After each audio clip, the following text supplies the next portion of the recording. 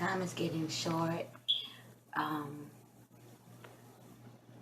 we need to speak of the Lord while we can. Speak of Him to everybody you know. Everybody you know. There's not one person who does not deserve to get to hear about the Lord Jesus Christ and His salvation. You just never know what the Lord is setting you up for, who the Lord is trying to reach. A couple years ago, a friend of mine had a baby, and I went up to the hospital to see her. And when I got there, one of her friends was there. I had met her before. When I met her, she seemed like a very sweet girl, no older than me. Um, and I sat there talking to her for a little bit, her and her friend. Then my friend who had a baby, her father walked in. And we all just started having a conversation. In some kind of way, they started talking about Obama. And, you know what, Obama, is he really for Jesus? Like, what is he doing? Like, I started talking all that.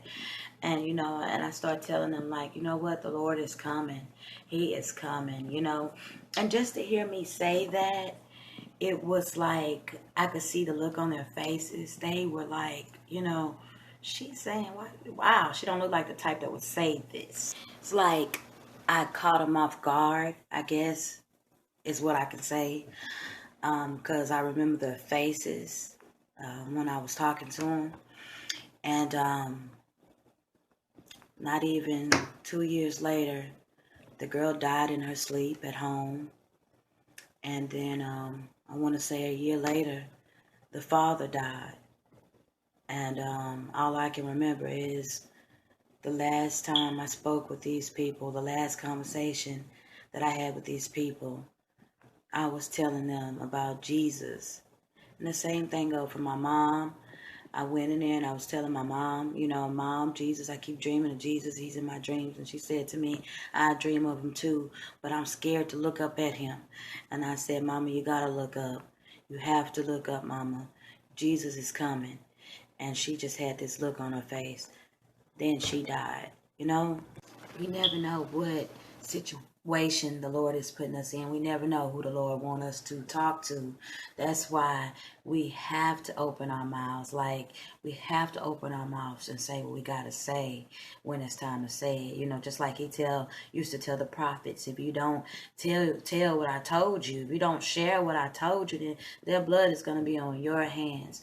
Y'all, if you love your family, you love the people that you hang with, you got to tell them, the ones that are saved, the Bible said that the Lord is going to dry our tears. You ever stop to think, why would we cry?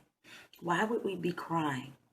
I know why we would be crying. We would be crying because we could see our loved ones burning in hell. We could see them being tormented in hell.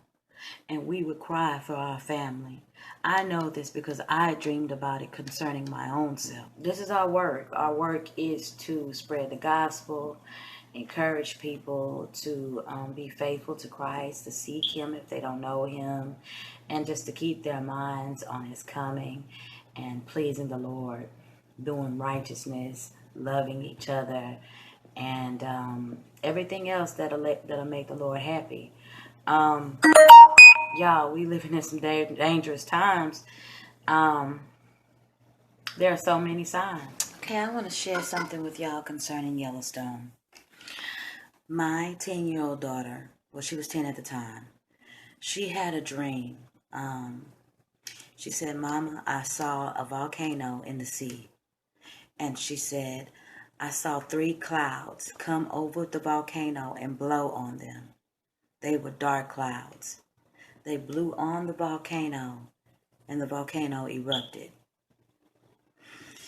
And that dream has always stuck with me because I've always wondered what it was until the other day. Now, the other day, my daughter had said something I didn't like, and you have a teenager, a tween, they usually tend to do that. But when she said it, I said to her, oh, girl, you just acting like a dark cloud. You're just a dark cloud. And then I started to think about the dream that she had. The Lord said there will be signs in the moon, in the stars, and in the sky. The signs are there. They are there. We we have threats all around us.